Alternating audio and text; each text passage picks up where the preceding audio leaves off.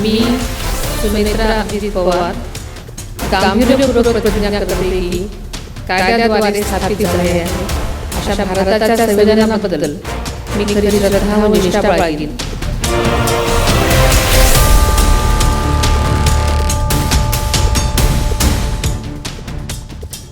अखेर सुनेत्रा पवार यांनी उपमुख्यमंत्री पदाची शपथ घेतली आहे. राजभवनामध्ये उपमुख्यमंत्र्यांच्या शपथविधी सोहळ्याचं आयोजन करण्यात आलं होतं. राज्यपालांनी सुनेत्रा पवार यांना उपमुख्यमंत्री पदाची शपथ दिली आहे. या शपथविधी सोहळ्यासाठी राष्ट्रवादीचे प्रमुख नेते उपस्थित होते. महाराष्ट्राच्या पहिल्या महिला उपमुख्यमंत्री होण्याचा मान हा सुनेत्रा पवार यांना मिळाला आहे. दरम्यान उपमुख्यमंत्री पदाच्या शपथविधी सोहळ्यापूर्वी राष्ट्रवादीच्या सर्व आमदारांची मुंबईमध्ये एक महत्त्वाची बैठक पार पडली होती. या बैठकीमध्ये सुनेत्रा पवार यांची राष्ट्रवादीच्या गटनेतेपदी निवड करण्यात आली आणि त्यानंतर सुनेत्रा पवार यांनी उपमुख्यमंत्री पदाची शपथ घेतली आहे.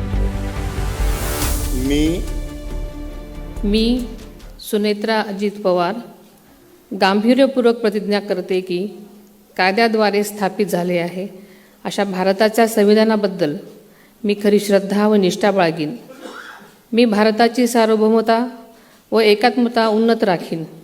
मी महाराष्ट्र राज्याची उपमुख्यमंत्री म्हणून माझी कामे निष्ठापूर्वक व सद्विवेक बुद्धीने पार पाडेन आणि संविधान व कायदा यानुसार सर्व तऱ्हेच्या लोकांना मी गांभीर्यपणे व निपक्षपातीपणे तसेच कोणाच्याही विषयी ममत्वभाव किंवा आकस न बाळगता न्याय वागणूक देईन.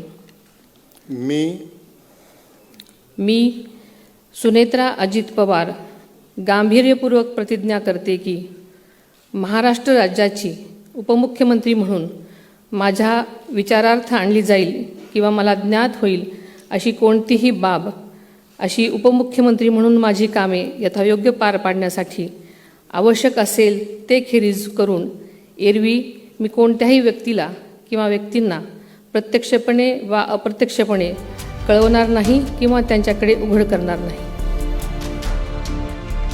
गटनेतेपदी निवड झाल्यानंतर त्यांनी आपल्या राज्यसभा सदस्यत्वाचा देखील राजीनामा दिला आहे. अजित पवार यांच्या विमानाला भीषण अपघात झाला.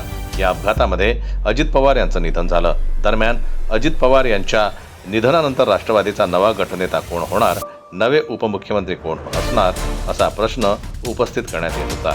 अखेर या प्रश्नांचं उत्तर आता मिळालं आहे. सुनेत्रा पवार यांनी उपमुख्यमंत्री पदाची शपथ घेतली आहे. आज राजभवनामध्ये राज्यपालांनी त्यांना उपमुख्यमंत्री पदाची शपथ दिली.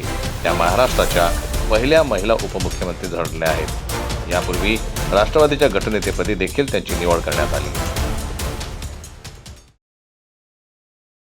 मराठी बातम्यांसाठी जन्मत लाईव्हला लाईक करा, सबस्क्राईब करा आणि बेल आयकॉनला दाबायला विसरू नका.